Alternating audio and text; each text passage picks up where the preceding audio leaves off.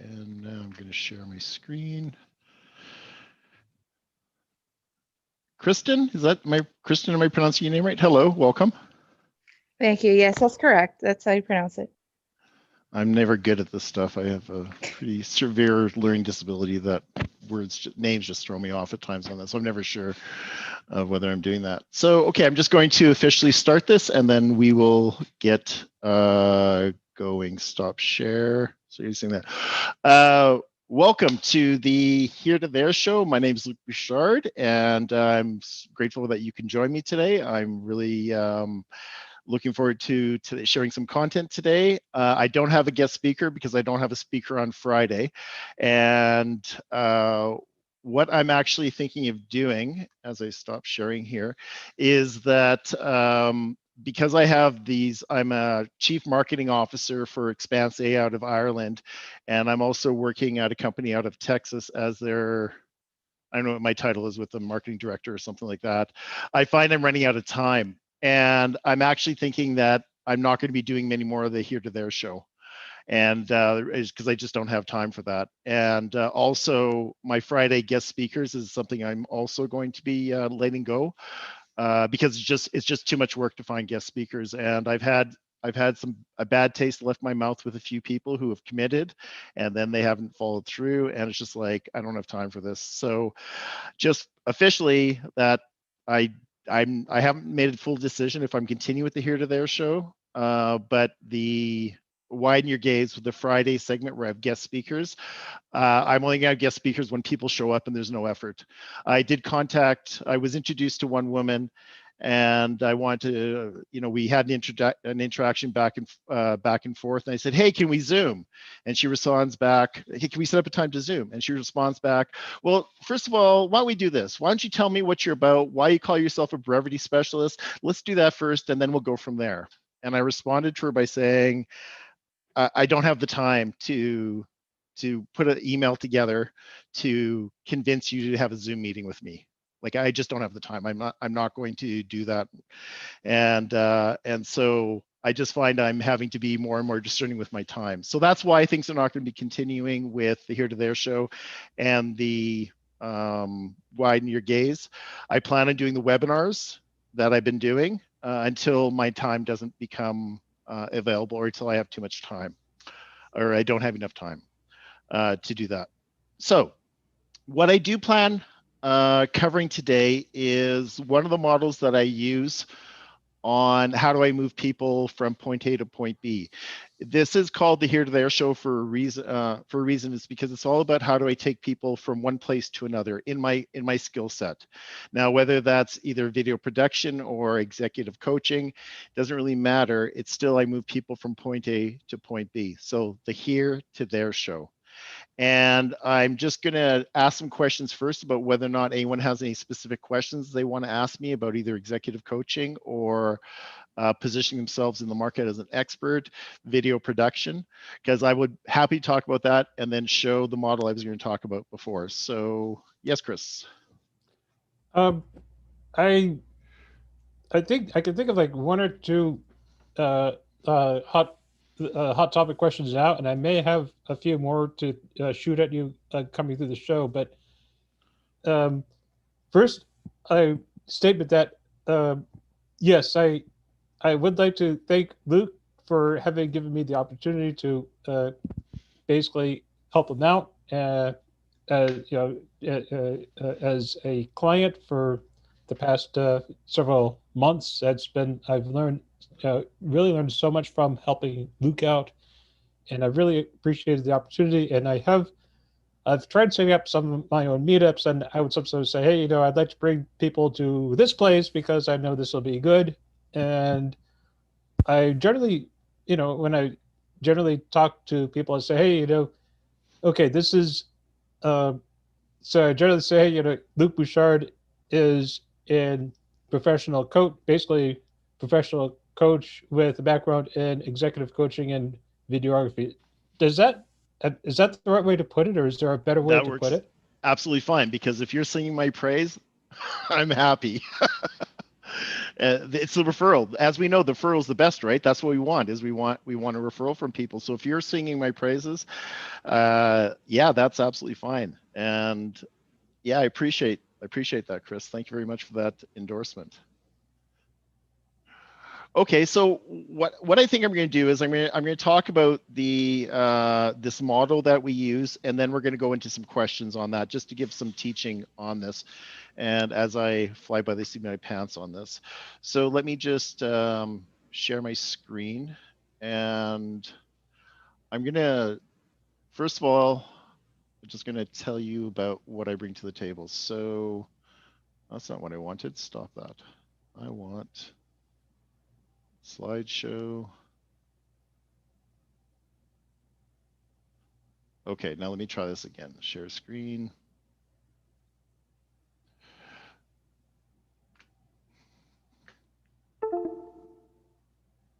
Okay, come on. And that's not the screen I wanted. Wow, like welcome to amateur hour, ladies and gentlemen. Let's try this one more time. I want screen 2. Yes, I'm running 3 screens plus my tablet, so I know what you guys are watching, because it's easy to get lost. If I had 6, I would have 3 more screens if I could, because this is what my setup looks like. So there's 1 screen, there's 2 screens, there's 3 screens, there's my messy desk, there's my iPad right there. And so, yeah, I would actually have screens up here if I could, and not just to make much more, because it's like you're actually surprised how much you can use your screens. Let me try this again here. So you guys are actually seeing my screen. Okay, the first thing I want to say is I do have a degree in psychology from the University of Alberta, but before I got my degree in psychology, I actually was a certified life skills coach. And when 8 years ago, when I put up a shingle as a coach, my biggest apprehension of doing that is that there's no standardization out there of who can call themselves a coach. Anyone can call themselves a coach. And with other designations such as therapist or counseling, there's regulations with that. And you can't just throw that word out there, or even social work.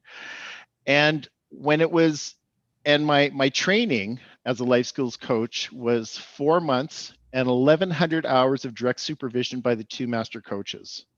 It was crazily intense. We started the day at 8 in the morning, and we never finished till sometimes midnight, 1 o'clock in the morning, and then we'd start it all over again. And what I learned from the life skills, for my life skills coaches training, and this is the same training that afforded me to go live in the Arctic Circle and teach life skills in the Arctic Circle, and have done many jobs with that. But there's a premise, there's a fundamental, not theory, but model that was taught to us that I really firmly believe in, and I'm just going to share this now. So the idea is that people don't know what they don't know, and they don't know what's getting in their way. And sometimes we just have blind sides, and they're called blind sides for a real reason. And if you have something where you just have behaviors, or you have things that you do that just kind of piss people off, but you kind of go through life, you are unconsciously incompetent. So let's say, for the example, someone who's always late. They're always late.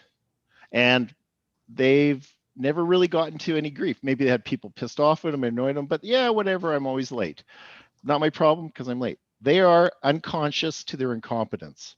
Now, what happens when they start losing work, or they start having grief from their girlfriend, or they actually, have friends saying, I'm not hanging out with you anymore because I'm tired of you always being late.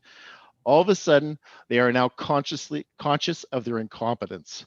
They know something's not working well because they're getting grief. They're getting grief from people and whatnot. And it's just like, wait a minute, maybe there's something to do with me. Maybe it's not everyone else being pain in the ass. Maybe it's my issue about the fact that, or the fact that I have this problem. If there's a saying in the biz, if enough people tell you have a tail, maybe you should turn around and take a look. And so when people become conscious of their incompetence, often they will make a choice. They want to do something about it.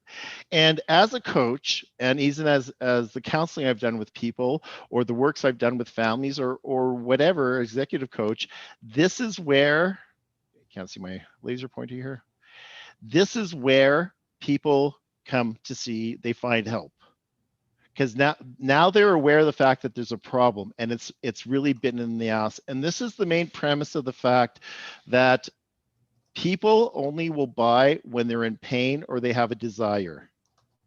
And how we need to sell to people is identify what's going on in their life that is not actually working for them, because they're now conscious of their incompetence. It's just like, what do we do? So when I work with people, we start talking, about some of the steps and the realities, what gets in their way, and we start working on, let's say, them being late or never on time. And I would give them strategies on how to be on time, or we would talk about belief systems. I knew someone once that was always late, had a lot of grief, and his belief system that was propping that up is that he hated small talk. He actually didn't want to engage in soap talkers or kind of conversations that were just really not meaningful to him. So he always showed up late. The other reason that people always show up late, or that they will show up late, is they try and cram too much stuff in. So they're not really aware of the time, what's going, and they don't have the ability to actually estimate. So it's like, this morning I would like to return the stuff to the west end of the city, maybe stop and get something else, do something this, do some of that. And it's just like they think they can do it all. And so they're just not aware of, or they don't have good time management skills, or they don't stop and go, wait, how long will it take me to drive to the West End and back? That's easily an hour turnaround time, let alone going in the store. So they're just an hour, and people aren't aware of this. That's why they have blind sides. So I start giving them strategies, and I start giving them ideas, and uncovering some of those beliefs as to why that it's not working for them, why they have this incompetence. And if we look at the word all incompetent, I think it's a bit of a negatively charged word. You're incompetent, but all it is unknowing. Before you learn how to drive, you're incompetent to know how to drive. You just don't know how to do that. Riding a bike, swimming, you do not have the requisite skills to ride a bike, drive a car, or go swimming. So you have to develop those skills, but you're also aware of your incompetency with that. So you work on them, you develop skills. And then eventually, when you develop enough skills and it becomes second nature, then you are consciously competent. Oh yeah, I can do this now. I can drive the car, I can drive across the city. I'm not worried about driving anymore. Or I realize I underestimate my time, or the fact that I hate being late, or I hate being early. So I'm going to now start doing some things that are going to offset those. I'm going to start using different strategies to not be late. I'm going to use different things, different techniques to help me out with this. And that's where consciously competent comes from, is it's muscle memory. You're developing the new muscles that they kind of take over. And then you eventually get to a point, hopefully, where you're unconsciously competent, where you just do it, where you just have the skills, and you just follow them into place. And this is true muscle memory, in the sense of not muscle memory, but that you just go into kind of automatic pilot and you do stuff. So the trick for a lot of people is when they go from this idea of they don't know what the problem is until it becomes in their face. And let's use an example of somebody who has an addictions problem, and they just, I don't know, they're heavy drinkers. And they kind of hang out with their friends, and their friends all are heavy drinkers, and that's what you do on a Friday and Saturday night, and maybe throughout the week you go and hang out and you drink and you do that. And then buddy comes along and gets a girlfriend, and the girlfriend's not okay with the amount of drinking. Well, now all of a sudden she's telling him, well, you can't drink like this, it's not good for you, it's not good for your health, it's not good for your liver, whatever it is. Now there's some he's conscious of what's going on. But let me ask you this question: whose problem is it that this person drinks too much?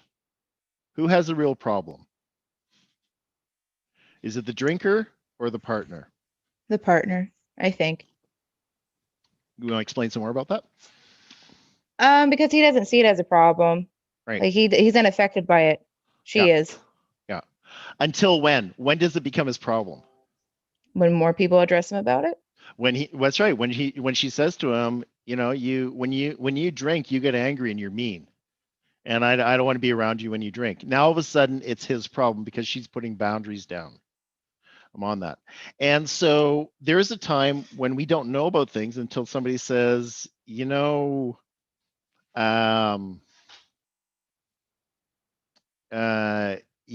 you have god awful, terrible breath. Really? Oh, I didn't know that. Now all of a sudden I'm aware of it and I'm conscious of it, but I didn't know. I actually supervised a staff once where she had really bad body odor, and she was clueless of it. Wonderful staff, wonderful. She was outstanding with what she did, but she didn't know. Did I want to deliver that information? No. I was transitioning. It's one of the most cowardly moves I ever did. I was transitioning out of a job. I had a supervisor. The supervisor took on Beth. That's not her name. We'll just say Beth with the body odor. Certainly wasn't her name. So Joe, the new supervisor, was taking on Beth, and they had just started getting to know each other. And then the complaint came in from the actual social worker saying your staff has a body odor problem. So what I did was I downloaded that on the supervisor, said, hey, you're gonna have to tell her this information. And he wasn't gonna say no. And then it was just like, okay, hold it here. That's really not okay to download that on him. I'm just being a coward. I just don't want, and it's not, he has no relationship with the staff. That's not really fair for me to make him do that and whatnot. So I found some intestinal fortitude, and because I really liked the staff, she was very pleasant. She was a really nice young woman who was really good at what she did. I didn't want to be the bearer of the news of the fact that she had this. So we don't know what we don't know. And it's when it becomes a problem, when things are in our face, that's when we become conscious of our incompetence, and that's when we look for things. When people are unconsciously incompetent, until it's a pain point for them, they're not going to actually start changing it. Until it's something about the fact that they dislike it so much that they're going to do something about it on that. So that was the model I used, and that's the model I still use when it comes to working with people. They may not know what's not working, but there's a discovery phase to that. When I'm helping people with their branding, how they're unconsciously incompetent is that they think their name is great, so that should be enough to sell their product. And I have to say, why do you think this is a good name? What makes you think that that's going to just do on its own? And do a lot of explanation about how people are, they don't understand how much we're pulled in many different directions every day, and if you don't have an outstanding message, you're not going to have the traction you're looking for on that. So I'm going to stop talking now. And any questions about this model that you'd like to ask, or I'm going to leave it open now to any questions about your branding, your value proposition, video production, executive coaching, looking for work, how to live in Canada when it's really cold out. It's okay. It's open. Yes, I again, I'm over here taking notes like mad. And this is probably something we'll talk about on a one-to-one, but I go through those same 4 things. I haven't had the training you have as far as the life coaching, but I deal with actors, and I tell them that there is a 4-stage development in acting. The first stage is people have 2 responses to seeing acting on TV. Either it's bad acting, and they say, I could do better than that, or it's good acting, which you go, wow, he feels just like I do. I could do that. In other words, they are completely unaware of the skills that go into it. And they do it, and sometimes they're really good, but they have no idea. And then as they do it more, then things start to, the flaws show, and they become aware of what they don't know. Right. And then they start to work on it. So I call it basically from there, it's knowledge, which is your consciously incompetent. You become aware you don't know something, so you start gaining knowledge. Yep. And then consciously competent is repetition. So knowledge plus repetition equals talent, which is talent is when you can do something and you're no longer thinking about it. You just do it on autopilot. That's right. Absolutely. So it follows, it doesn't matter what area you're talking about, it applies to any area. And I just see the value of what you're talking about. Great. Where do you think the actor's blind side is when it comes to being out there, and what is it that you need to educate them on? Exactly what you said is that when people see acting, they're either going to see it as horrible, they're watching B films and they're going like, I could do better than that, or they're watching something on YouTube, or they're watching someone who is really skilled, who has all the skills and all the technique. And if they are really a good actor, you don't see those skills and technique. It looks so natural and so easy that the viewer then believes, oh, well, that looks easy, I could do that. So again, that's the hardest part, is just teaching someone that there is skill. There are one of the hardest things to teach an actor is they've been taught you're an artist. No one can tell you what's right and wrong. You're an artist. You interpret this the way you feel like it should be interpreted. And I said, well, that's cool. But that's kind of like saying, well, you're a painter and here's a bunch of paints, and just go in there and put paint together, and you can do whatever you want because you're the artist. So you can take some black and some green and make yellow because you're the artist, and who's to tell you that black and green won't make yellow? Well, human behavior follows certain laws. That's why they have psychology and psychiatry and sociology. There are laws of behavior, just like there are laws of what pigments combined. Yellow and blue make green. That always Well, will. not always. No? Because if the yellow pigment has a lot of different colors in it, and the green pigment have a lot of different colors, it'll actually could turn brown if they're not pure yellow and blue, right? So that'd be something else about the fact they're saying, oh, yellow and green makes blue. Well, no, not always. And that's some incompetence that you would have about going, no, that's not. Why am I having this muddied color? Because you don't know what you don't know, right? Exactly. Yeah. And then I say, well, your artistic part of that is in what shade of green. Yellow and blue make green, but it's your artistic input as to how are you going to color those characters. You can't change human behavior. Acting is reenacting human behavior, but you tweak it with your interpretation of. So anyway, yeah, there's a lot of correlation here. Well, the thing I am kind of curious about working with actors and whatnot. I think there are many actors out there that really they play a role and they do it really well, but they're really playing themselves. They're really playing their true, and so they may really be able to do that one role, one particular role. But you see, when they try and go into other roles, they're just not. They're really not good for it in that way. There was the original guy that did Highlander. And the original Highlander movie, I forget on that. I saw him in a lot of other roles, and it was just like he just didn't look good. He just couldn't do it. So the role he played was really who he is on that, so that would be an example. Too. Yeah, and we deal with that too. John Wayne was always John Wayne. It didn't matter what role he was playing. Right.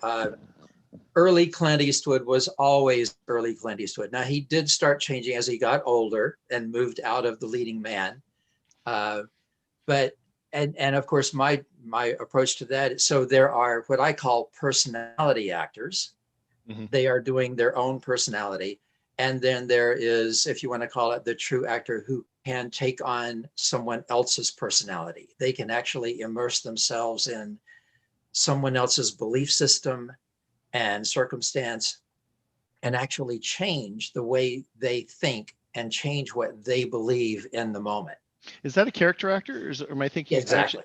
That is a character actor. Okay, I wasn't That's sure. a character. I So wasn't. Yeah. Okay. yeah. So and again, my point of view is we're all in this, we're storytellers, and I'm not condemning or downplaying personality, because there are people who, I mean, there are personality actors who tell great stories and make a lot of people feel really good. John Wayne made a lot of people feel really good playing that same character over and over and over. And then there's the Dustin Hoffmans and Pacinos, who they're always kind of New Yorkish, but sometimes they're mentally ill. Sometimes they're uh, completely, what do you call it? The Graduate, wide-eyed and innocent, and so those are what we would call more character actors. So Ken, what are you doing to how have you identified the pain points so actors come talk to you? Sorry, not to put you on the spot here, but I'm just kind of curious as to what, how are you dealing with identifying their pain points and that kind of stuff? Have you?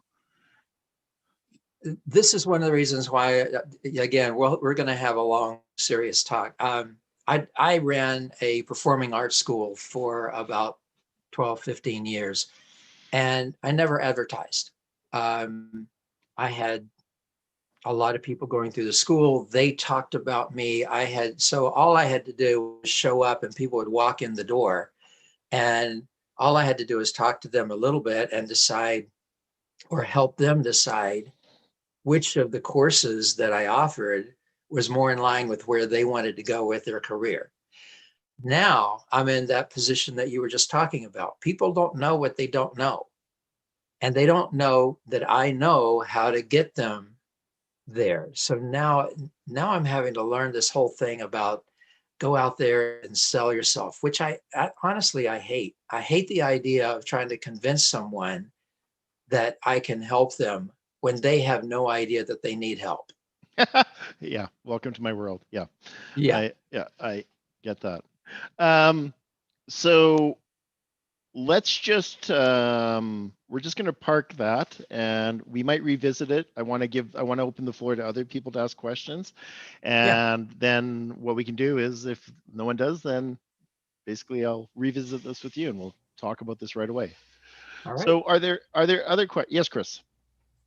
Actually, question for Ken. I think I remember seeing Ken like maybe once or twice last week. I'm actually I I'm actually always have trouble putting names, keeping names and faces together.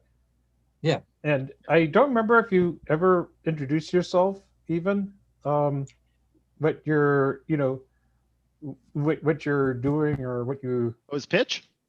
or what you will be. I don't, I've been intentionally keeping a low profile. I'm here to learn, not to, bleh. Yeah. I mean, I do that, and I will kind of overtake a conversation sometime, even though I'm not what I would call an extrovert. But I do get passionate about what I do, and I'm passionate about it took me a long time to learn all the crap that I know. And when I can see the light bulbs go off in somebody's head, I just get jazzed about it. So yeah, you get me started and I'll just run. And so I've been holding back intentionally. Yeah, and he was at our Wednesday Connect, Pitch, and Learn event. He was part of that too. And yeah, a couple of webinars last week and whatnot. So was there another question you had, Chris, or you're just throwing that out there? That's it for now. I may have more coming. Okay. I had a comment. Okay. Sorry. Please do. So I am fairly new and fairly young into my career, and when I finished with my MBA, I took the first job that offered me a position, and I thought I knew everything. Like, I thought I was an Excel expert. I have an MBA. I was on top of the world. That's how I felt. So after a few months, that went downhill really quick. Uh-huh. So, and that happened last year actually. And after that, my saying was, you know what you don't know. So I thought that was a very interesting correlation to what you were saying, because I personally felt like I'm going through that. I didn't realize I was not an Excel expert like I thought I was. People said, Right. "Wow, you're so knowledgeable. I teach so many people about Excel." But I didn't realize I only knew the tip of the iceberg. So I Right. thought I was the bee's knees. So when I got this job as data analyst, they're like, "You don't know anything about Excel."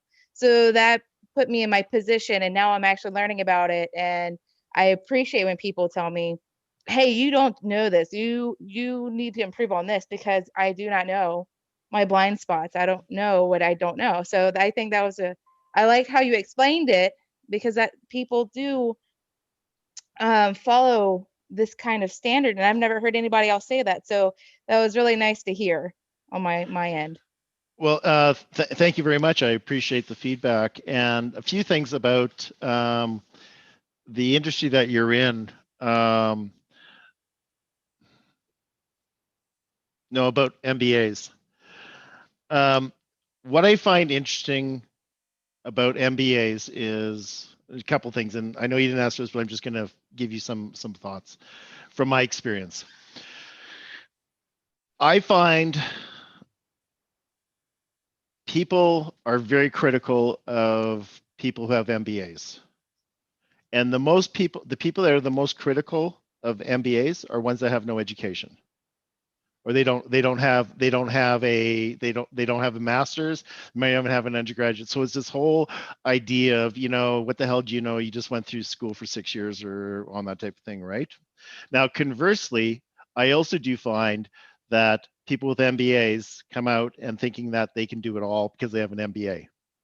And and and I think what it is that the educational system, well, here in Canada anyway, you have an MBA, you're the cat's ass, you got everything on top of that, you know everything. So I think there's some setup from the education saying that you're going to be able to do all this, and then you get into the real world, and I think people are out there. I don't care if you have an MBA. There's some real life advantage on that, is what people will say on that. So I'm not surprised that you kind of had that when you went out into the real world, and also that you're kind of going, oh, I don't know as much as I do. But the ability to stop and go, you know what? I really don't know that much is very, very, it's an attractive trait. It's kind of being able to go, I know my limitations on that. And not everyone can do that. And certainly my gender has a hard time doing that, because we're so based on posturing and having to show off and that kind of stuff. So yeah, so it's kind of cool, and I'm glad that served you well. You're working as a data analyst right now? No, I'm actually have a COVID contact tracer for my county. Your COVID contact tracer for you, what does that mean? So I talk to people who have COVID and Yeah. talk to the people that they exposed to make sure they are following CDC guidelines and local guidelines. How's that as a job? It could be better. They kind of threw it together and they're like, "Here, we're just going to polish this mess and Yeah. you can deal with it." And I've been doing it since July. I'm very grateful for this opportunity. It's opened up a lot of avenues for me. But it's not something that I mean, it's not going to be long term, and it's contracted job. Let's hope not. Right. Cross your fingers. But I do want to go back on the MBA thing. Yeah, I totally I understand that. My school was like, wow, you should be very proud of yourself. I'm the only one in my family that has a degree. So it was very big in my family. Congratulations. And thank you. And I built myself from the very bottom to where I am now. So I'm very proud of myself. But I think school has this whole idea that, oh, you're going to be invincible. You can do whatever you want. And then when you get in the real world, it's like people are, okay, like, where's your experience? I will admit, like, I just turned 25. I'm very young to have an MBA. And so I get the block of, well, you don't have enough experience. You don't have this, you don't have that. And it's just, I get it. That's why I got my MBA, but I feel like I wasted my money at this point, and I've only had it for 2 years. So that's why I'm trying to figure out what I do not know so I can better myself, so I can be in a position where I want in 10 years. Would you be open to hearing some reframe of languaging? Yes. Okay. Very much. I know that's Okay. one of my bad traits. I'm No, very bad. I think when they're in the middle of it, we can't see it. So, Mhm. so I'm going to now put on the hat of interviewer, and I'm actually interviewing people. And I've interviewed and hired more people than I remember. And I kid you not, I had like one job where I inherited 4 staff, and within 6 months I had 45, and I was never not hiring. Yeah, and it churned. Actually, my boss came in one day and said, okay, we have to employ a strength-based model here for your job, Luke. I'm going, what the hell does that mean? He goes, well, strength-based model is that we get the orange peelers, the best orange peelers to peel the oranges, and the best apple polishers to polish the apples. And you, my friend, are an outstanding orange peeler, but you're a terrible apple polisher. So we're going to take away all the apple polishing jobs, which meant that I didn't have to read. I didn't have to read reports. I didn't have to give grammar error on my staff, because that was painful. And I got to do where I shine, which is basically hire people, train them, and supervise them, and deal with child welfare, the department on that. And so why was I telling you this? I just went down this track and I lost my train of thought. Interviewing people and whatnot. So in an interview, I'm looking for character traits. That's a different way of putting it. Talents, abilities, but character traits or something else I'm looking for. And what does an MBA say to me as a character trait? You finished something significant. You actually completed something. You got the thing with the stamp on it, of course, your degree, right? Mm-hmm. Right. So you completed it. You went through everything. You jumped through all the hoops. You regurgitated the knowledge to show that you've completed something. And when people cast aspersions about the fact that you somehow only have an MBA, you say, yeah, but I got my MBA when I was 23. Right. So Right. fuck you. I actually have accomplished some things here. And not of course not say fuck you. And I forgot I'm recording live here. I'm not saying say that. I'm saying from this is like I know I've accomplished something at more. When did you finish your MBA? How old were you? 23. Yeah, 23. So it's going to be, yeah, absolutely. I don't have the experience you're looking for, but I managed to, at 23 years old, when most people were in their midst of their undergraduate, I was completing my master's. So you may not think that I have no education, or you may not be impressed with that, but I accomplished this. I accomplished this at this age. Yeah. And I did it in a year. And you did it in a year. Yeah. I'm sorry. Let me jump into it, Go because ahead. there's another way to look at it. And again, it's the same thing, but instead of downplaying that, because again, getting a master's at 23 is an amazing accomplishment. But instead of going, yeah, I have a master's, but I don't have the skills you're looking for. I said, you know what? I took 4 credits every semester, and that's like working 4 jobs and completing 4 jobs every 3 months. And I've been doing that for the last 4 or 5 years. Mm-hmm. So I've got the experience, because my experience is I learn fast, I complete, and I make sure that I know what I'm doing in the shortest amount of time possible. Yeah. I'm typing all this down as they're saying it. Yeah, and we really would support what Ken is saying, because it's being able to demonstrate, when crunch time came, I was able to do it. So no, it wasn't a paid gig, but it was a gig to get through something, and I did that. So that speaks to my capacity to overcome things and do things. Mm. And you might have to point that out in an interview. You might have to say, hey, I did something significant. I would also I would see some place to use this on your resume about the fact that you did an MBA in 1 year when it takes most people 2. I've seen that. I was working with a guy out of DC. He did, I forget what it was. He did this very specific training. It was really hard. He did it in something like 6-7 months, and it took most people 2 years to do it. And he was bragging about that, as he should be, because this was not easy. I was mentoring a student from India, and he decided he had his master, like your age, getting his master's at 22, 23. And on a whim, he decided he wanted to learn JavaScript over Christmas, and he did. And it's just like, yeah, I'm just going to do that to see if I can. And then, and because he didn't want it, his master's was in building roads that could sustain 100,000 tons, something ridiculous, these big earth movers. And he didn't want to do that. So he just basically did it here. So when you can show your capacity to do things and demonstrate it and say, yeah, you're right, I don't have the work experience, but I do have these other things that show my work ethic, my tenacity, and my ability to learn. What Ken said, my ability to learn quickly and overcome. So do you want to focus on, and in some ways what you're saying is, do you want to focus on my age, or do you want to focus on what I've done? That's a good point. I was talking to one of my supervisors. She wouldn't tell anyone her age, which is fine. But once I found out, she was only 20 years old.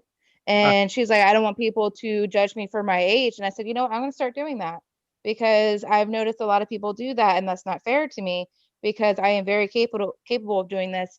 And on, going back to what you're saying of finishing in a year, yes, I did that. But I also had a full-time job working 20 plus hours extra a week. Yeah. So, a lot and of it's capacity. very, A lot of capacity. So it was like blood, sweat, and tears. And when I've had people tell me, remove your MBA off your name, you'll get a job. I said, no, I'm not doing that, because I worked hard for that. And that's insulting. Well, and then there's the other side of that is that then when they find out you have an MBA, it's like, why did you hide that? You can't win with that kind of strategy, right? I had a recruiter tell me that. Yeah, I wouldn't. Yeah. Okay. Something. I have 2 sisters, and one of my sisters, I have all my siblings are older because I'm the baby, and my oldest sister, she's been 40, would say that she was 5 years older than she is. And people go, wow, do you ever look good for your age? Yeah. I'm not suggesting you do that, but it was just like, you look really great. Thank you. Well, it turns out she didn't look that good for her age, but she looked really good for saying she's 5 older than she is. Right. So that was helpful? Yes. I appreciate any feedback I can get. I love hearing other perspectives that I'm not aware about. Even if I am aware about, I love hearing different ways of people explaining it, because I like understanding just the like a vast point of views, and trying to build a better picture for me. So something else that statement just indicated to me is I would put good money down that you're a lifelong learner. Well, I appreciate that. Well, it's just you telling me that. You're welcome. Go ahead, Chris. Go ahead, Ken. Yeah, there's another aspect of this, going through college and taking a course that the courses last, basically 3 months, right? Something like that. It varies, but right. If they say you don't have the work experience, I always try to draw the parallels. You say, tell me something, in the work that I would be doing for you, would you ever have a project that you would want to go longer than 3 months? Because I am in the habit of solving a problem within a 3-month time limit. Yeah. So do you want someone doing the same thing year after year after year, or do you want someone who gets in there, figures it out, and we're ready to move on to something else within 3 months? Because that's what I've been doing my entire career. I like that perspective a lot. And my classes are actually shorter than that. I think they were 8 weeks long. So that's even more impressive. Yeah. Right. So finding out, when they say, oh, well, you don't have the experience, it takes a little bit of thought, but you go, okay, the next time they say that, I'm going to show them that I do, and it's not necessarily the experience that in the particular job they're doing, it's the experience in how you approach work, Mhm. what your work ethic is and your work habits, and you just turn it around. Yeah. And throw it right back at them. Yeah, and it's reframing it in a way that's going to be, yeah, you could see it that way, you could see it, or this another way you could see it on that. So I'm just going to recircle back to the lifelong learner and whatnot. The reason why that's so important is that from being on this side of the interview table, it's a kiss of death for anyone that doesn't think they have anything to learn. What's bad for anyone that doesn't think they have anything to learn, it's a kiss of death for people my age.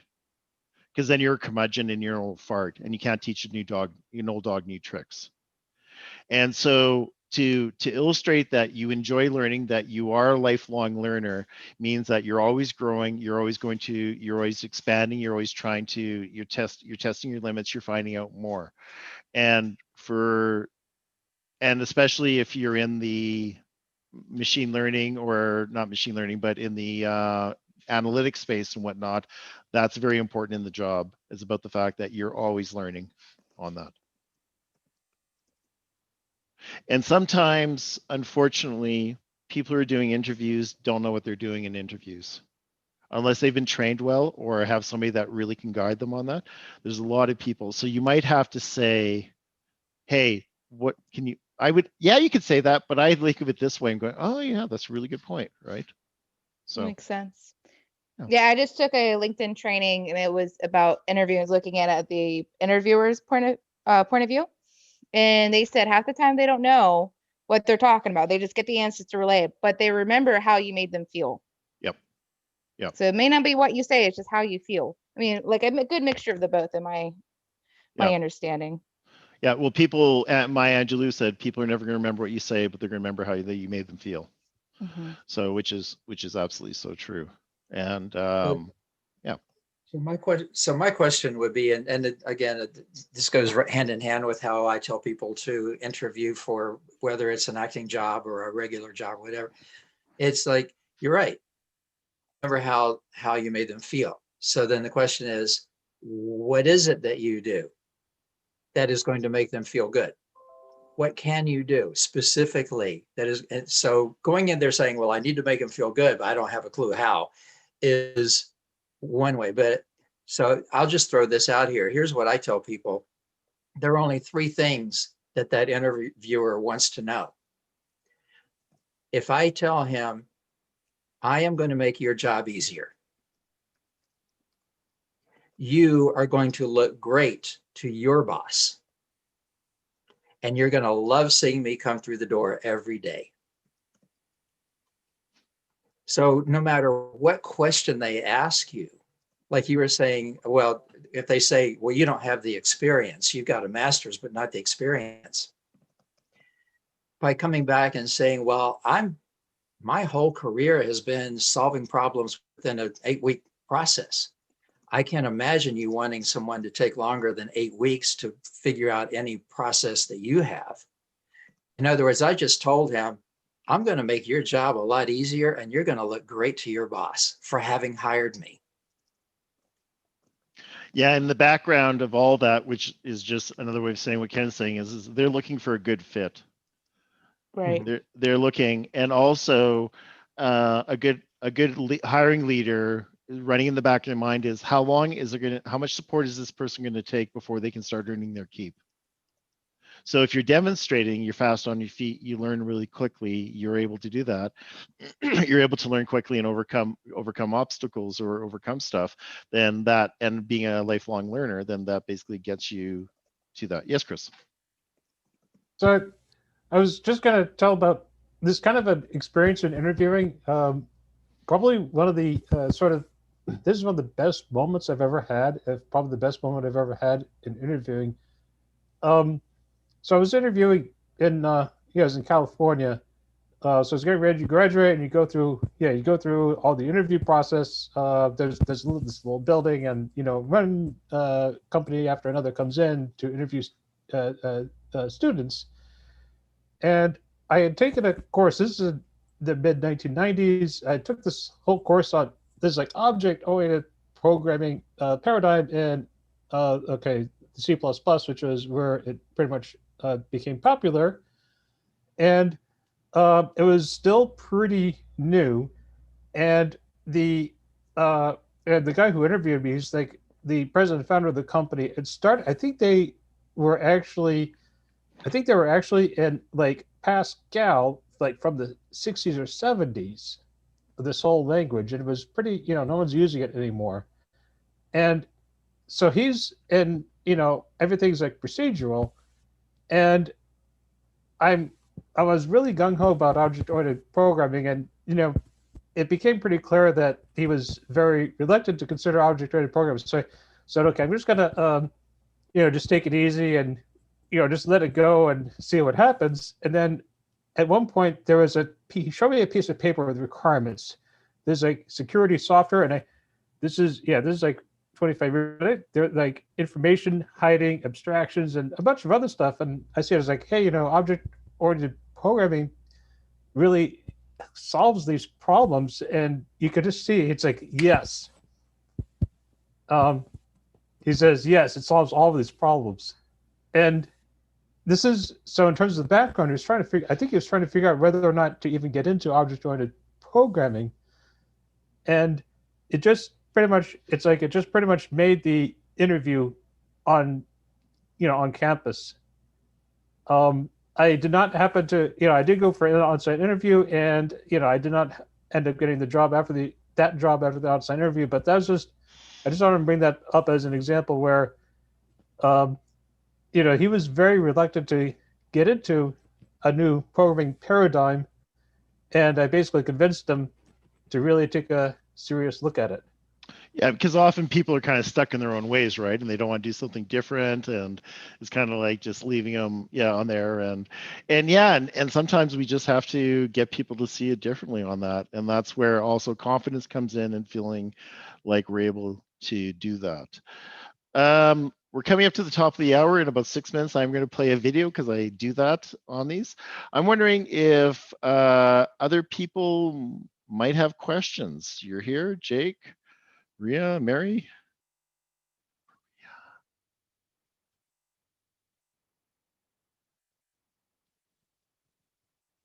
No other questions. Not today, thanks. Okay, thank you very much for letting us know in the chat. Okay, so how close do we want to do this? I tell you what, we're going to play the video and then we're going to come back to it. Okay, so fair warning, if anyone's freaked out by skeletons, there's a skeleton in this video, but no skeletons were hurt while making this video. So just make sure we're sure.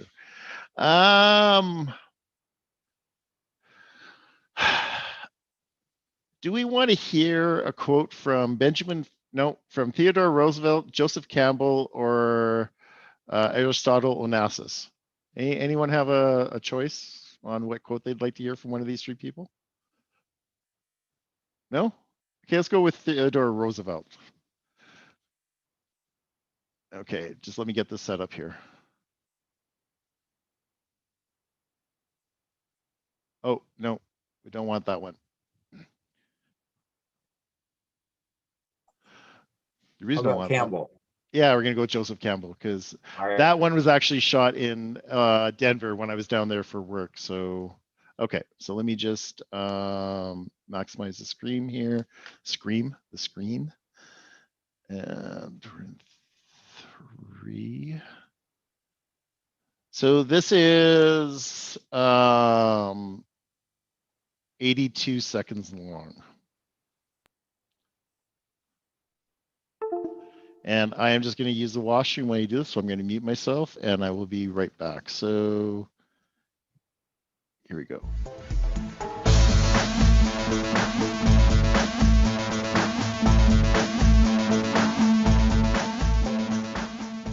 Hello, This is Bare Bones Videos. I'm Luke Bouchard, and this is my co-host Phil, who is definitely a special class unto himself. Phil, what's your words of wisdom for us today? The first is by Joseph Campbell, which is one of my favorite authors. We must let go of the life we have planned so as to accept the one that is waiting for us. On the mark, as usual, Joseph. And Phil, what's your thoughts about Joseph's words? Old ways won't open new doors. Yeah, if it's not working for you, you got to do something else. If you have a favorite quote, send it in, and Phil will send you a picture of he and I mucking about. Please like this video and subscribe to my YouTube channel, and add a comment below. I'm Luke Bouchard. Thank you very much for watching. I encourage you and all my clients to find your own truth and live a free and glorious life. Thank you very much.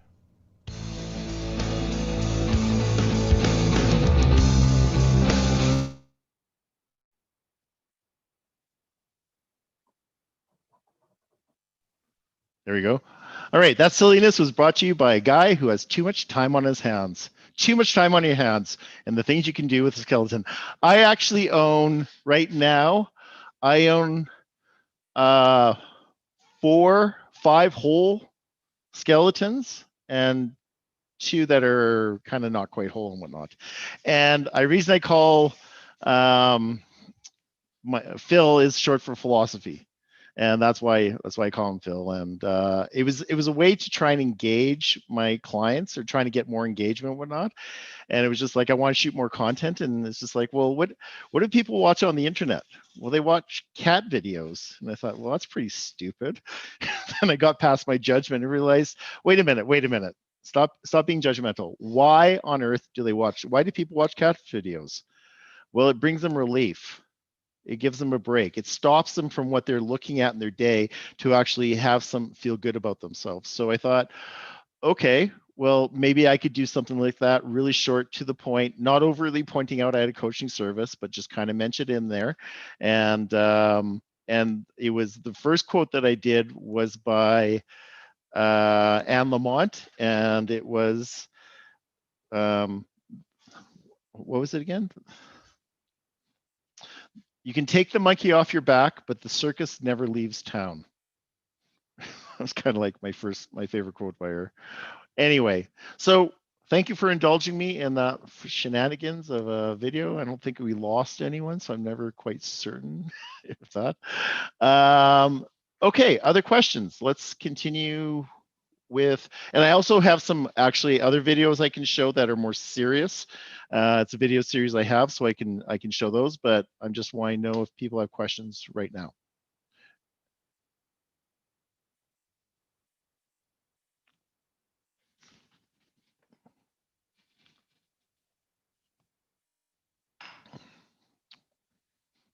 The dreaded silence.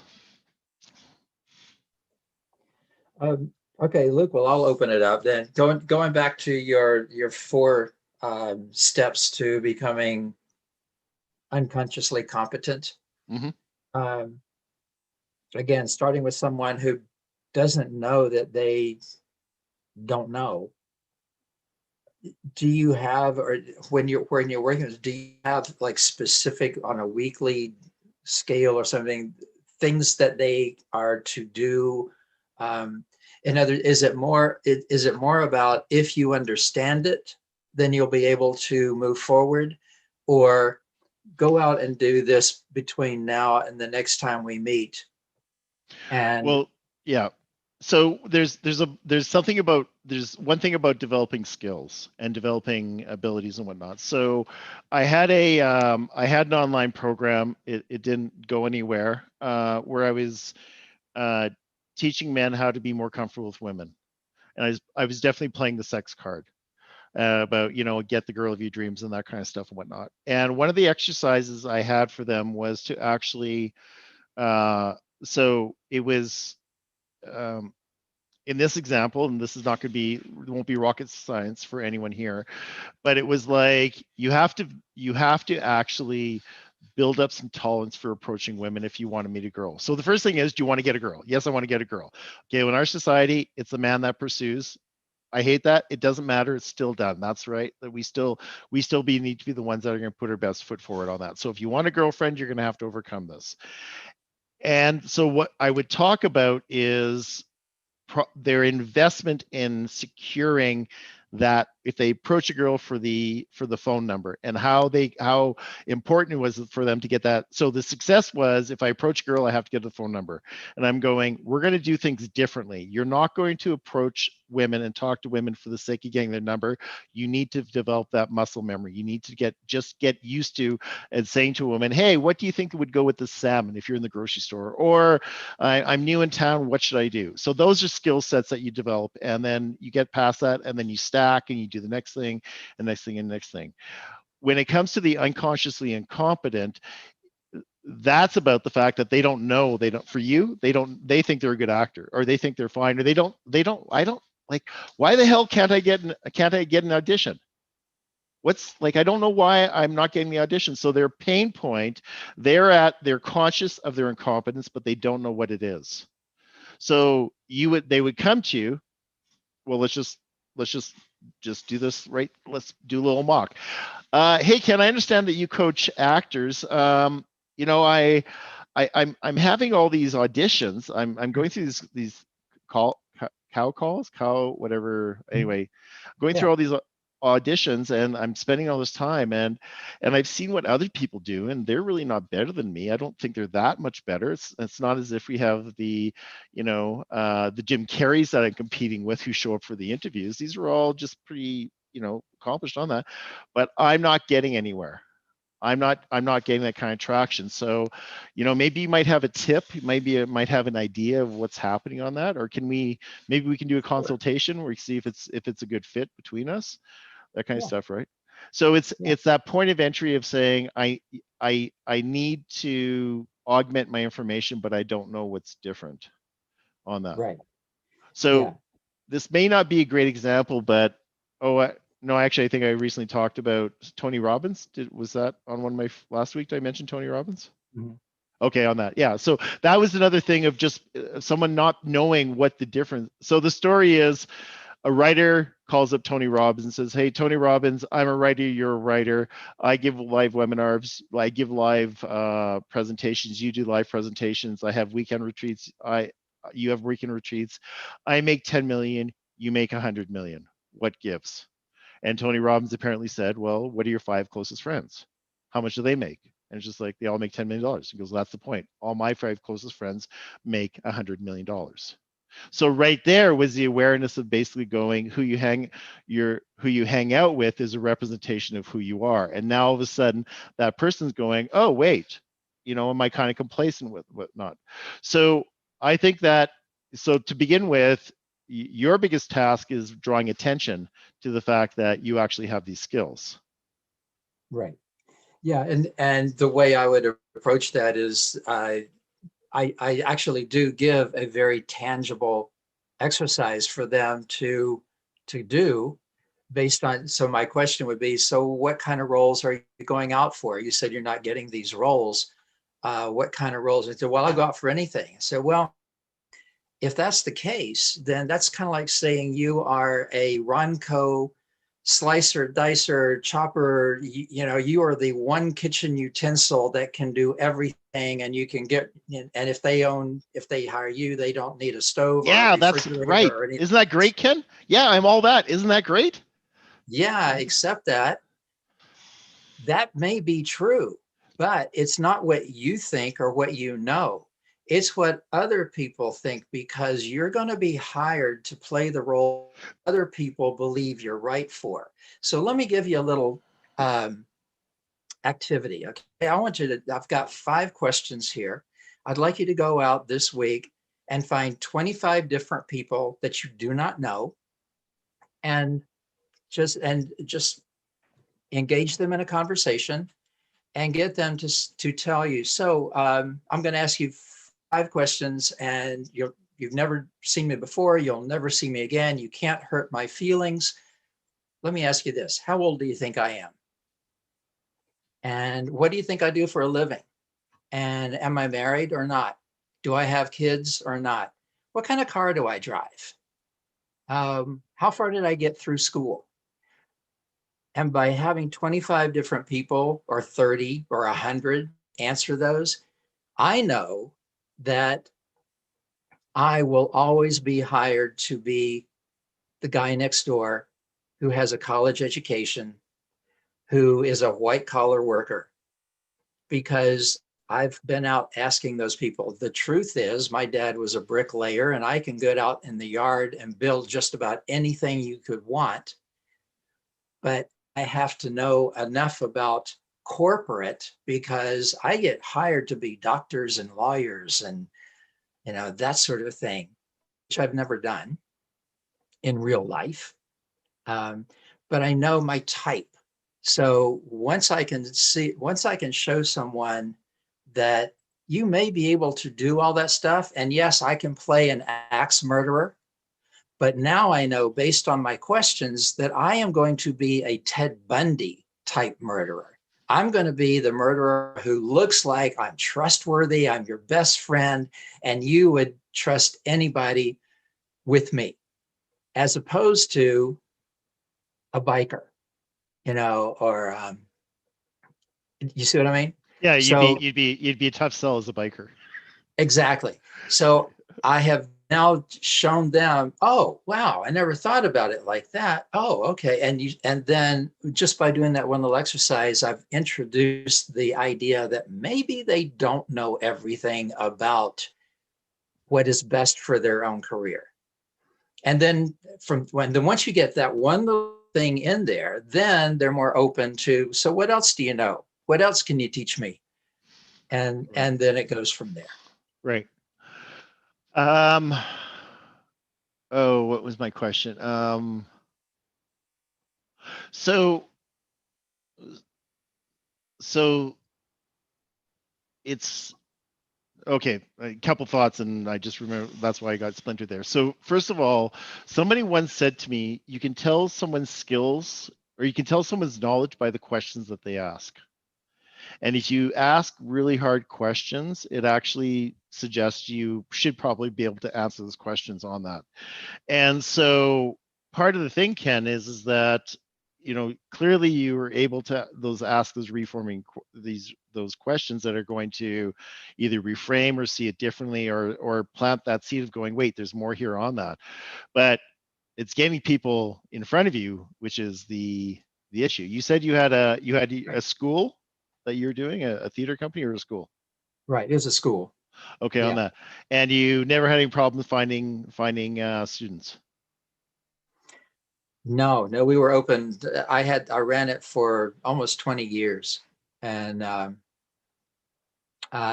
would do my publicity basically was going into high schools and giving lectures or being a guest speaker at a group, like a Toastmasters. Right. How can you get up and be so easy and free with the way that you speak? And right. So I would do that sort of thing. That was my marketing. Yeah, and we don't live in a world where you can do that right now unless you get on someone's as a Zoom invitation to someone and whatnot. Exactly. So are you familiar with the term social proof in marketing? No. So social proof is examples of social proof are Google reviews, likes, shares, how many subscribers you have. Those are examples of social proof. Well, actually, just give me a second. It shouldn't take me that long to bring it up because there's some really good examples of this, and it will probably serve everyone. So, which one would that have been in? That would have been in. Oh, actually. No, it's 1 second, please.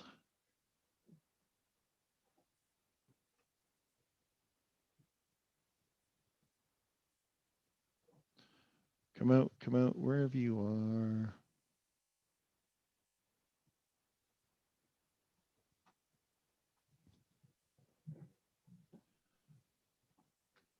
Okay, I've found it. Just let me get to the place where it is.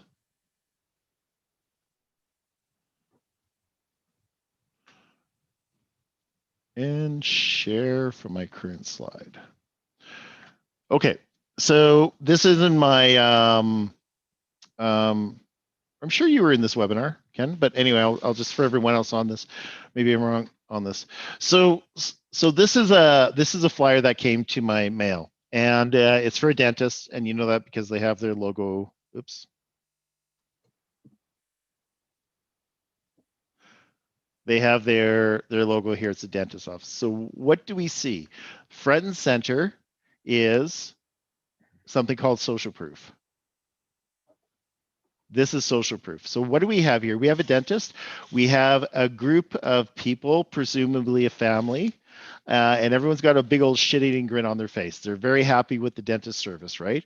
And so everyone's got a killer smile, suggests that this is a family, that this is probably the parents. For all we know, this could be the dentist and her husband, or they're both dentists and they have this and whatnot. This is social proof. What they're saying is that if you use our services, you'll have a smile like this.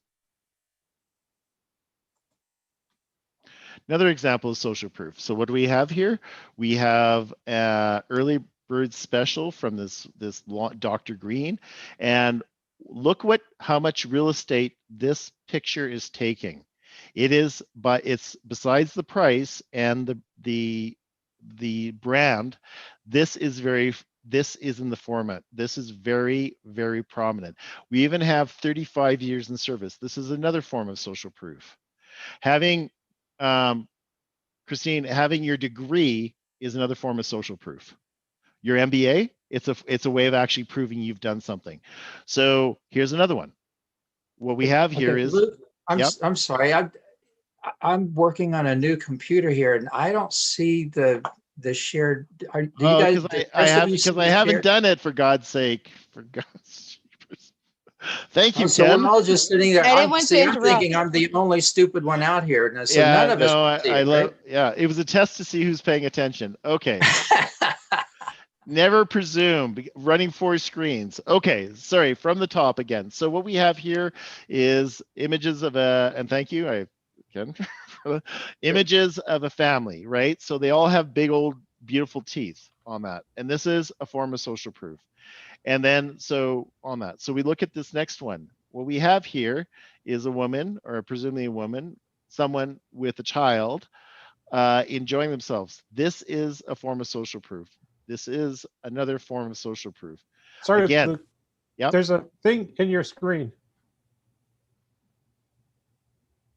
See a black square? There's Yeah, a I see it now. Sorry to interrupt you. Yeah, well, let's just. There you go.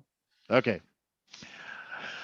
Again, so what do we have here is we have an image of a woman, presumably with her children, and having time of life. And this is for True Green. This is saying, if you buy our product, you will have this lifestyle. Social proof is extremely important. Here's another example of social proof. So what we have here is the gift card score. And half this display is this image. Do you think this is accidental? No, they have to pay for this square footage in it's my Safeway. They have to pay for this whole square footage because that's what they have on that. And half of their square footage is based of 2 women who are basically having this kind of a time of their lives. They've gone shopping, they're smiling. One of the women has her head sideways, which means she understands, and it's the time of her life. They're not showing men, they're not showing adolescents, they're not showing geriatrics. They're showing 2 women, and who are, I would presume, 30 and younger. And because we know that who spends the most money is the 25 and younger demographic. That's who spends the money when it comes to actually buying on things out there. It's more, there's more money spent from the, we're not talking houses or cars, we're talking about disposable income on this. So this is all intentional. So social proof is defined as what eases the worried mind of the consumer. So Ken, for you, what kind of social proof do you have that you can point to people saying they should trust you as an educator, a teacher, a coach? Would you include testimonials and that sort of thing? I certainly would. Yep. Yeah, Yep. I have 30 years of testimonials. Okay. Yeah, and I did a lot of that kind of print work too. We call it lifestyle. So lifestyle photos and that sort of thing. So I have a lot of that I am in, Perfect. so Perfect. Perfect. yeah. So yeah. So there's a lot of that I do have. Right. I So haven't put it to use yet. yeah, and having them is really important. So the other thing, what I say I do is I position people as experts in the market. Mhm. So to position you as an expert, you actually, one of the things I would recommend you would want to demonstrate is your longevity in the industry. This is just not something you decide to pick up like realty, being a real estate agent. No offense, there's any real estate agents on the call. Like, people, and what we know is in times of when the economy goes bad, real estate agents get a lot more people get their real estate agent their license because they're out of work. Also in the insurance, in the financial services, when there's economy's bad, people will actually start doing more MLMs and that kind of stuff on that. So why should I trust you? Why should I believe you? Why should I actually think that you have an opinion that's more than just the average person? How you do that is you demonstrate that you've been in it for a long time. And if there's an image of you that's associated, were you in your theater house, or where you did it, was that in one location or many locations? Were you there for the whole time? Well, actually, a lot of what I used was my early performing. So I did a lot of television and film. So I've got photos working with Cher and Lucille Ball, and I mean that goes back a long way, So if we're looking at longevity, Yeah. and then what I teach is basically the skills that got me that work when I was in my 20s. So another form of social proof is pictures with famous people. And if you're rubbing shoulders, that concept of rubbing shoulders, if you're in an image of someone, then basically what happens is your stock goes up. And let me explain with an example of this, and you probably heard this one. People are familiar with pearls, specifically black pearls? You know black pearls? Well, sometime in the last century, black pearls were just disposed of. Fishermen would come across them and throw them in the water because they were black. Do you know when black pearls became exotic?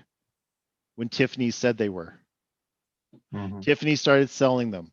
So, they must be valuable. Nothing changed in the black pearls world, except for the association with that light blue, what is it, robin blue Tiffany color that they have, that color by Tiffany's that they have, so that color's patented. That color is very specifically, that's trademarked to Tiffany's. That, I think it's robin blue or whatever it is, that's them, and that's the association. There's nothing special about them, and then there was, because Tiffany said so.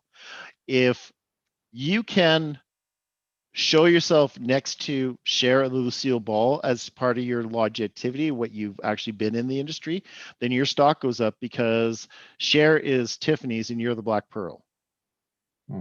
And any kind of association with people is going to, so if I had a picture with Donald Trump, good or bad, that would give me notoriety. That would actually make people go, how the hell did you get a picture with the president, right? Or Clinton, or whoever it is, right? I'm giving you some American terms in this, right? In Canada, it would be our Prime Minister, Justin Trudeau, or whoever, past ones on that. So when you show that you are rubbing shoulders, or you've talked to Cher or whoever on that, and many of those pictures, your stock goes up because their association with them.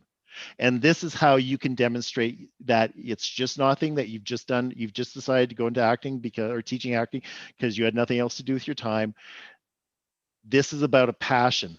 This is about a birth and a width of you going to it. You left it and then you came back to it. That's a very compelling story that you, do I recall correctly that you retired, Ken? Yes. Yeah, on that. Yeah, Yeah, so that's it's right. just like, so why should I hire you as my acting coach? I'm not sure what do you call yourself? Acting coach?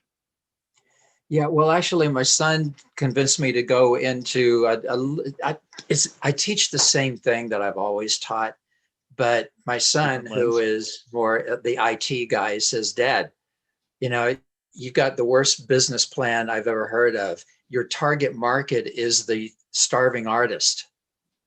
Why would you want to, when you can do exactly the same thing with CEOs, senior executives, who need the same skills? They need to be able to be comfortable in front of cameras and speaking to people. It's the same skills, but they've got the budget. So you could charge what you need to charge, instead of And just giving it away. right. And so now with the CEOs who are going to be closer to our age, will know the Lucille Balls, will know the share referrals, whereas the starting actors who is like, 25, 30 and younger and don't have that longevity of knowing those people, the stardom of those people. And then so any pictures that you can show that demonstrate that you've actually worked with these actors, that you've held space with them, you've held the stage with them on that. Well, you must know what you're talking about. Yeah. And it's the reframe, it's the perspective you're offering them on that. So it's going to be, so anything that you have as an actor that shows you like a shot, probably a black and white would be best because that's what they do, right? Of you on stage that clearly defines you, and you would put at the bottom of the picture, Ken at 25, Ken at 20, just in case type of thing. It's like, holy shit, he was doing this back when he's 20. Right. He's been around for a while. This is not something new. This is someone who actually has some chops, has some street creed, because he's been doing it for a very long time. And any notable plays that you can have or productions that you were in as part of that. So did you ever do television or movies? Yes, a lot. So anything that you can have that can point to that.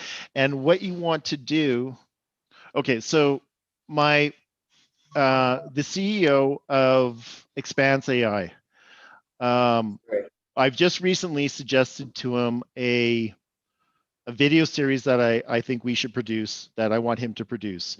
And it has a beginning, it has a middle, and has an end. And the intention of it is to position him as a person position him as an expert. And the first video I want him to do is him talking about how he managed data scientists. Not how he was a data scientist, how he actually had data scientists responsible. And the reason for this, all the videos I've seen from data scientists, no one's talking about being a manager. Everyone's talking about being a data scientist. So by me having him say, I would manage data scientists, that puts him head and shoulders above everyone else that's doing videos and saying, this is what I know. And it's not showing off. It's just saying, hey, this, because the series is what I've learned as a data scientist. That's the name of the series. And the intent is take her to leave it. I don't care. This is what I've learned as a data scientist. And right out of the hop, it's going to be, as a manager, these are the things I learned. And then the next one's probably going to be about his PhD that he got in Poland. They talked about that. And it's all about positioning him as an expert. So this is what I would look at doing that I would do for you, or that I think you should do, is have those moments that demonstrate what you bring to the table and what you've been there, and that this is not your, I'd use this term, your first barbecue. Do you know that term? It's not your first barbecue? Right. Okay. Yeah. Or first rodeo. It's not your first rodeo. Yeah. I never know what terms people know when I'm international, right? On that. So you're pointing to stuff. You're being able to say, so this is, and it could be, this is my stage. Here's the top hits from my claim to fame from my stage, my claim to fame from television, my claim to fame from from movies. Here are the people I've met in my career. Here are the people I've taught. If you have an image of you teaching people, that is gold. Mhm. So anything that you have that demonstrates you doing your craft and with people, all of a sudden puts you head and shoulders above other people who have the same space but don't have the experience. And now this answers one of the three questions that people struggle with. The first question is, what do you sell? The second question is, how do you know you're relevant to your ideal client? I am relevant. I'm speaking on behalf of Ken now. I'm relevant because I've been on the stage. I know what it's like. I've been relevant because I've been there with Cher and Lucille Ball and other people. I've been on television studios. I've been in movie studios. I've been in the theater studio. I've run I've run a acting school. Soup to nuts. I know it all. I know what it's like to start, and I know what it's like to go throughout that career. I defy you to fight into someone who is going to have what I bring to the table. And that's how you position yourself in the market as on that with your social proof.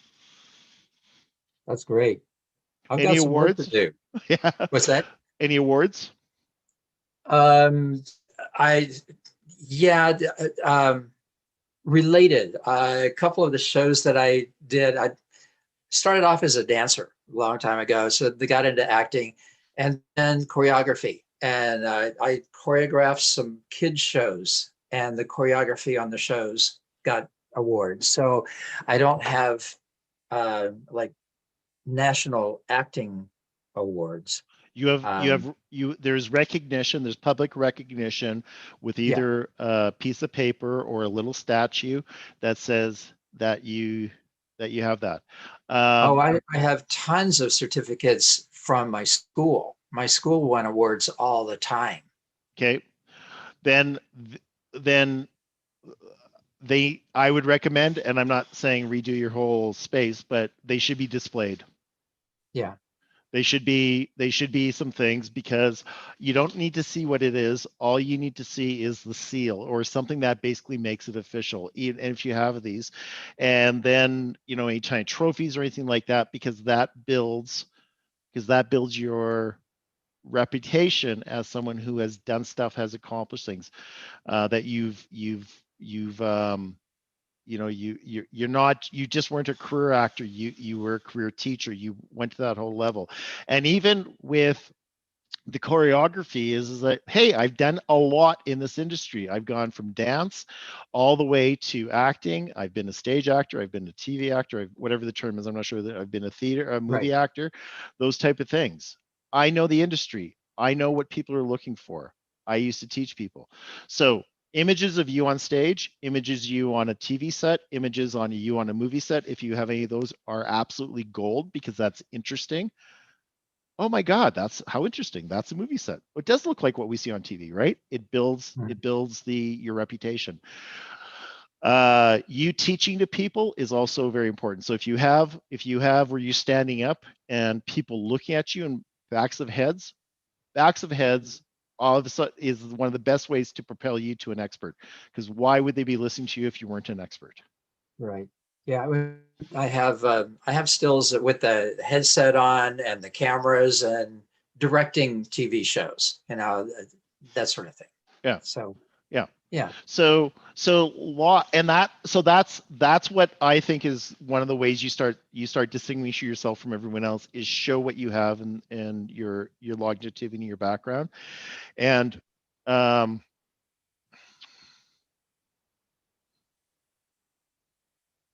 I don't know how to say this without saying, you're a good looking guy. You're well preserved. You look good. You're attractive. You show up. You're well spoken. These are all the things that's going to help you, because there's people, I'll be 58 this summer, who look like they're 78, like they've had a hard life. They don't look good. And the fact that you look to be in good shape, you present well, on that will give you credibility, because we are judgmental, right? So a lot going for you on that. Great. Boy, I need this. But it's still, there's all this stuff and I still go, okay, I've got all that now, packaging it, where to put it, LinkedIn, social media. Those are the things that they're just way out of my realm. Right. So, And so it's so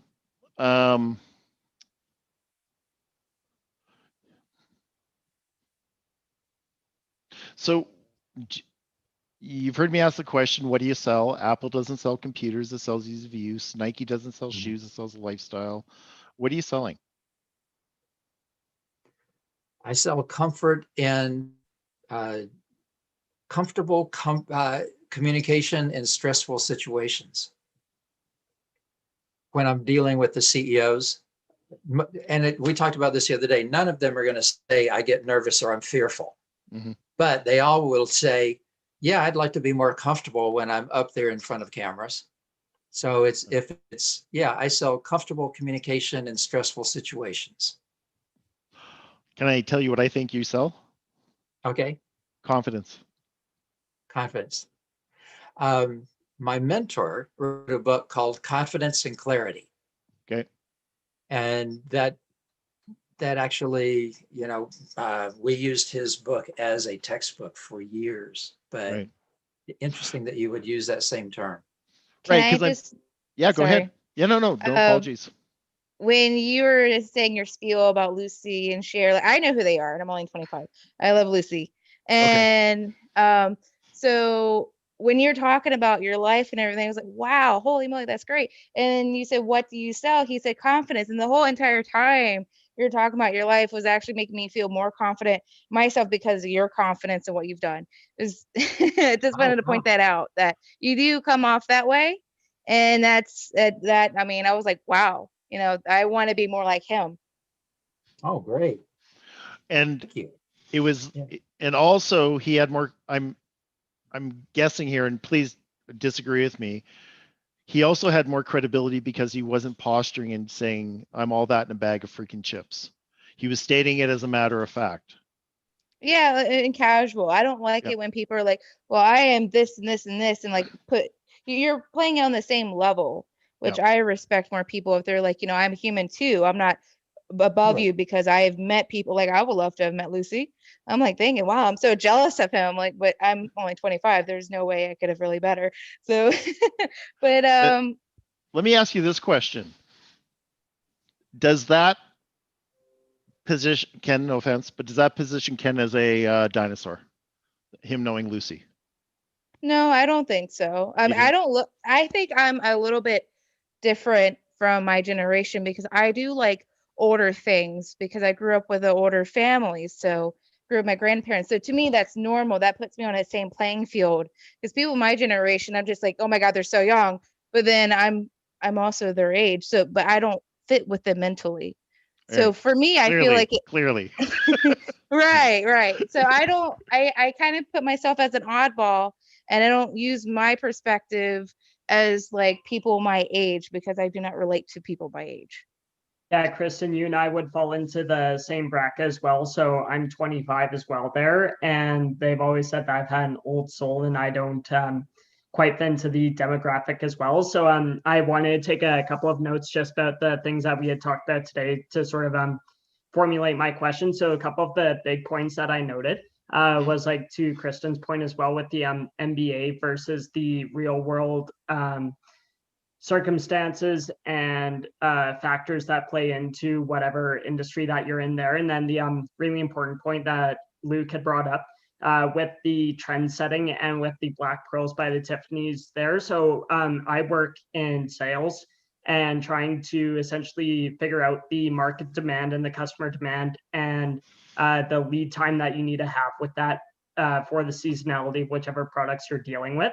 And the people who sort of make the decisions at the end of the day have their own methodology as to what comes out when versus us on the ground level trying to sell the product that they're trying to sell. And it's sort of the miscommunication between the ground force and the executives that I find I struggle with in my own industry. Yeah, because they're going to have their own agenda, right? Exactly. Yeah. And so cool. Cool. We are about 25 minutes before we're at the top of the hour. I'm just wondering if there's. So, did you have a question, Jake, or you were just reflecting upon what you've learned so far? So just like with the between the trend setting and sort of that disconnect between the executive and the ground level there, how would you address the lack of communication between the two to have that effective communication? Are we talking C-level execs? Are we talking managers? Are we talking Managers managers more on than that? anything. Okay, so you're talking. So what you're saying is, am I understanding correctly that you're not really you're not having the influence that you want on them? Exactly. Okay, on that. Yeah. So, so one of the thoughts I have is that the saying I learned sometime last year is that everyone's tuned into one radio station and one radio station only, WIIFM. What's in it for me? Mm-hmm. And so what's in it for what are managers interested in? What do they care about? What need are they trying to fill? What are they looking to get? So basically to fulfill the objectives set out by the managers above them is what I would see managers as being what's in it for them. And so let's say they have a target that they need their sales team to meet, that it's their quota to meet it, but not necessarily sort of figure out the ins and outs and the intricacies of how to meet that sales quota at the end of the day. And they want to meet the sales quota. Why? Primarily for the bonus structure set up in companies there, so then they get bonused out at the end of the year. I'm gonna make a wide. I'm gonna take up my wide paintbrush and make a really wide stroke here with this next statement. I'm gonna say that people that are in management positions are on their way to becoming political animals. Political, not running for a political party. I'm talking the fact that they want to climb. They want to go up the food chain. They're not career frontliners. They're now in a management position. And when I was in management, I was on track to become an executive director for some non-for-profit. And then I got married and became a stay-at-home dad, and that went off the rails. But managers want to basically, yes, they want their bonus, and they also want to climb up the ladder. So the lens they're going to put on is that, how is this going to make me look good? And quite likely, and not Jake, and I mean no offense when I say this, but you know, None taken. why the peon? Why should I listen to the peon? Exactly. Why should I? Right on that. So what? For them to actually to have that influence, for them to basically go, yeah, Jake knows what he's talking about. The lens is that, you know, you're talking to me, and you're going to go, you know what? We're going to meet our we're going to surpass our sales quota if we do this for these reasons. Oh, pass sales quota. I'll probably get a bonus from that. Tell me more. You know, we're going to save the company if we employ this strategy. We're likely, you know, it's not unrealistic to think we're going to save 3 to 5% on whatever, because that can actually translate easily into millions and millions of dollars, right? So it's getting in their world and saying, you know, how am I going to be an ally to them? How am I going to basically make them look good? How am I going to be the one that they trust with the information? And some people will call this ass kissing. Some people will call this basically that you have their nose up their ass. It's not necessarily, doesn't matter what they say. The fact is that if you are value added to me as my subordinate and you make me look good, and I kind of think that you actually understand my what I'm dealing with, then basically you're one of my go-to people. Can I add? Yeah, absolutely. Yeah, because I agree 100%. There's also the how this information is presented. So if you're going in and saying, "Hey, Mr. Boss, I think we should do this and this and this that will give us more sales.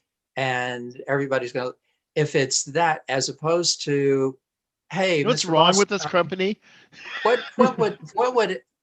would it be like? Has anybody thought about approaching this problem this way? I don't know. What do you think about it? Yeah. And you're giving him the opportunity to take the idea as his own. And it's rather planting than- the idea there and they come up with it. So that's sort of how we're trained to sell into the different accounts that we call on there. And then part of the issue that we deal with as well, both internally and then with the client companies we deal with, is siloed communication. So basically, instead of going to the shot callers myself, I have to go to people and assume that they'll push it up the chain there. And basically, once I leave the information with them, there's no sort of way for me, well, there is a way to follow up, but I'm basically told to essentially have trust that it goes up the chain itself without me having my hand on the trigger or on the controller, steering wheel, whatever analogy you want to use. And that's keeping you from being a threat to them. You know, because if you can keep your finger on the trigger, then they're not going to look at you necessarily as an asset. They're going to look at you as someone who wants their job. And that's very, and if they are very, if they come from a place of glasses half empty, scarcity mindset, that's definitely what you're going to be seen as. And I think that, it's going to be, I really like what Ken is saying is about giving them, presenting in a way that it's like they not necessarily they're going to take credit regardless if they do that. Like they're going to on that, but it's like leading that conclusion. But also you don't want to be, you want them to know you came up with that you basically helped them with that on that. So it's primarily about making them look good and not being a threat to them. And so I would also, so same thing. So Jake, the same thing I was talking to Ken about, I'm also going to say to you that this applies to you and everyone here that's listening to this. If you can, okay, I got my pilot's license when I was 20. Do I have a picture of me in the cockpit? No, pisses me off still to this day. But I have a picture of the Cessna 152 that I learned to get my fly in. I wish I would have the picture of me in the cockpit because that would tell a story on its own. I have probably the second best thing, the picture of the airplane, but not me in it. So it's kind of like not the same in that regards. I would be building a wall of fame portfolio of everything that you've done. So if you've ever been recognized for something that you've done in writing, either in an email or something, or a formal, something formally on that, an attaboy, you keep that in a file and you have that to the side. And anything that basically gives you any kind of accolades or credit, that goes to the side and that's what you can show. So on an interview, if you know, Jake, you are in an interview and you can, or you're talking to someone and say, yeah, I was able to help save the company, save this much money, and you have some sort of documentation on that, that increases. And you could use that in 20 years. You could use that in 30 years. You don't have to use it now. You never know when that's going to be good for you to use. That makes sense? Yeah. That's great advice. Thank you. Yeah, so start building up your portfolio of what you've done and what your credits, accolades, attaboys that you've that have gone above and beyond, and you'll be surprised when you'll need it in the future. Perfect. Thank you. You're welcome. So I have a question for clarification as well. So you're talking about, I'm not in sales. I'm not a salesperson. That's not me, which is fine. But when it comes to non-sales managerial type duties or the perspective of that person, you know, what motivates them? And I kind of, to my understanding, I like what I see in a manager. Maybe I'm incompetent when it comes to, maybe I just don't understand enough about my industry's manager side, because we don't sell things, or unless you go into like insurance, that's a little different, and I don't do that. So I mean, what would you say would be on the non-sales side for like what should motivate them? or make them Oh, look it's the good? same. It's the same thing. Is that they're gonna want to, when their annual performance, they're gonna want to show that they've done their job, that they've increased it. It's not unusual for people when they get performance appraisals to use that to show potential employers in the future about what you've done. You know, like you've had a great, outstanding annual review on that. People will actually show that to others on that. So they may not have a bonus, but they're still going to have performance. They're still going to have key indicators. There's still things that they're going to have to do, and they're going to be judged on their work.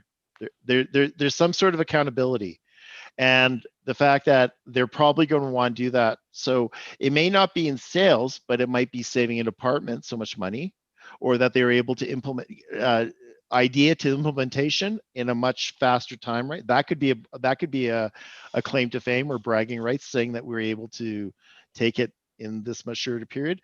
But they are still political animals who are looking to make sure that their job is secure. Or in this day and age, when there's so many people out of work, it's like, I'm going to help you make sure you keep your job. That might be the motivation on its own.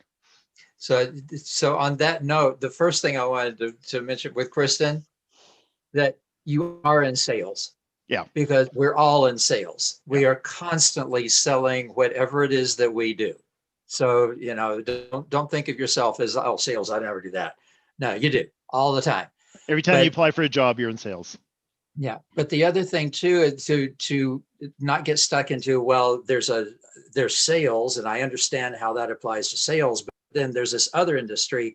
So my theory is, it doesn't matter what the industry is. If I walk in there and I'm dealing with my supervisor, I'm going to let him know, I'm going to make you look good to your boss. So if he's in sales, it's going to be, I'm going to help you increase sales. But if he's in data collection, then we're going to collect the best data in the world, or whatever it is. So you just say, keep that in mind, that I'm going to make you look good to your boss. Then you don't get stuck in, well, this set of rules work with this, and there's another set for something else.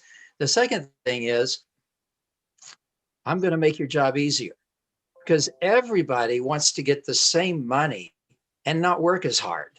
So if I'm going to make you look good to your boss and I'm going to make your job easier, what else could anybody want?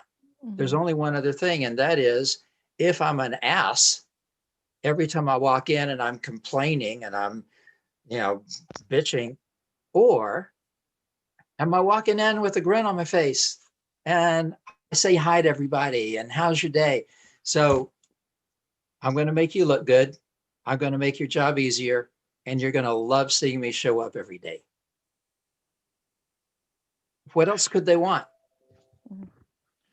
So it's that premise of value added, and the fact is that, I'm going to be the least of your concerns type of thing is what we want. And yeah, so cool. Jake, I'm not sure, did that help? That did help very much. Okay. So yeah. Okay. Perfect. There's been times in my career where I've been on the inside, or I've been behind the doors on the inside. I was once negotiating for a contract with the Alberta government on services that the agency I worked for, and I was quite surprised that there was no magic to this negotiations. I was quite surprised that these were people trying to do their best. And it was just like, this is your process? I thought it would have been something more. I thought it was something more spectacular, something better. So I think as you get older, people that we thought had some sort of or industries or roles that people think that, or that we think we put on a pedestal, realize they're just people in so many ways. And so what will happen is that as both of you can advance with your career, there's going to be this demystifying that people are just people, and they hold a title, but that really doesn't mean anything. And it's just like, mm-hmm. and I've been disillusioned, not disillusioned. I'm just going, okay, there is no magic. They're doing the best they can, and they don't have any secret sauce or whatnot. So, that also comes into it and whatnot. We are 9 minutes to. I'm wondering if there are other questions for this today. Because if there's not, I want to go for a walk before it gets dark. So literally I end my webinars and I go for a walk, because it's like the river valley is like 5 houses that way, and the trail takes me between a golf course and the North Saskatchewan River, and it's just like, you're out of the city, right? It's the only exercise I get because I sit on my ass all day. So Oh, well, I just had a comment and not a okay. question per se, but I do appreciate this is my first interaction with this what you call this, a group or an organization? Well, This it's a type of meetup group. meetup. A meetup group. Yep. Okay. So I had someone recommend me this meetup group months ago, but I just never mine? found the time. To mine specifically? Oh, Mhm. okay. That's how I knew about it. Okay. So, and I'm forgetful as all get out because I get busy and life Right. happens. So I was like, well, I'm going to put it in my calendar. I'm going to go. And I wish I had gone sooner, because I'll admit, when you're young, I feel like your mind can be more manipulated. So you get all these, how do I phrase it?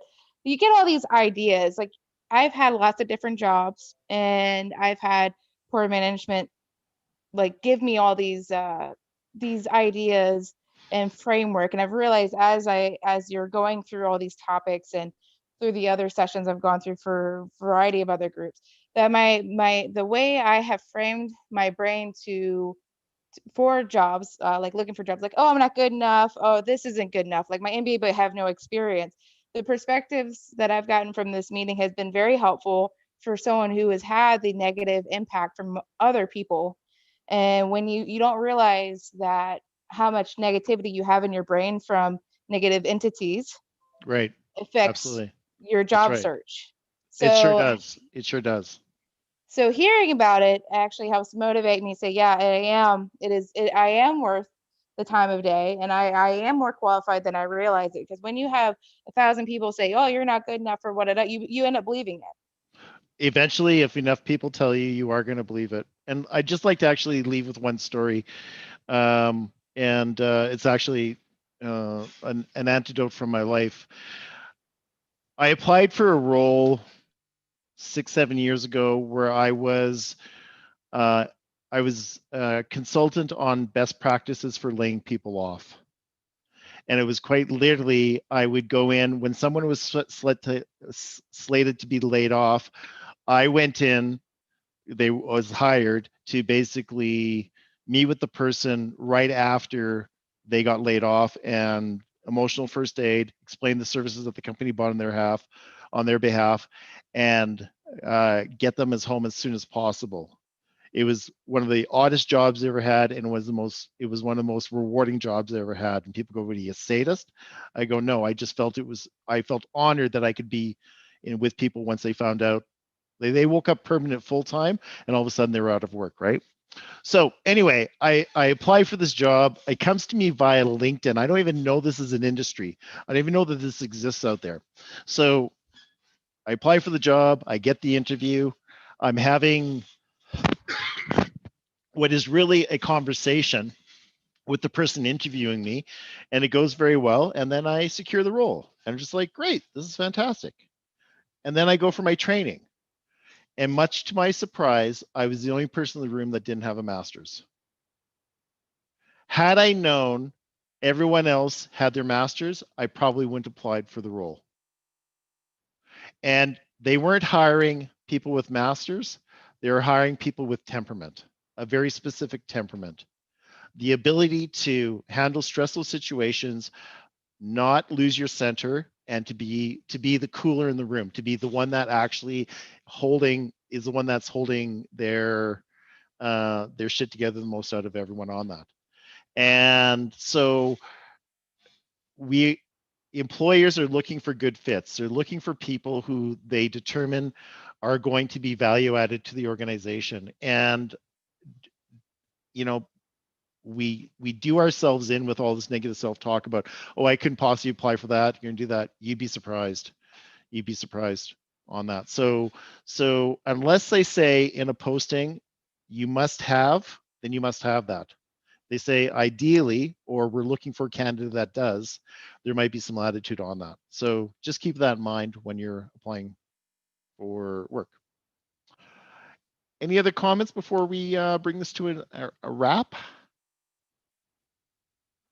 Okay, well then what I'm gonna have is I'm going to actually bring this to an end. I'm going to stop recording. And I just did want to have a conversation with, actually just Chris and Ken, if you could just both hang on, and I'm just going to get everyone else to sign off, please. And Thanks, Luke. You're very welcome.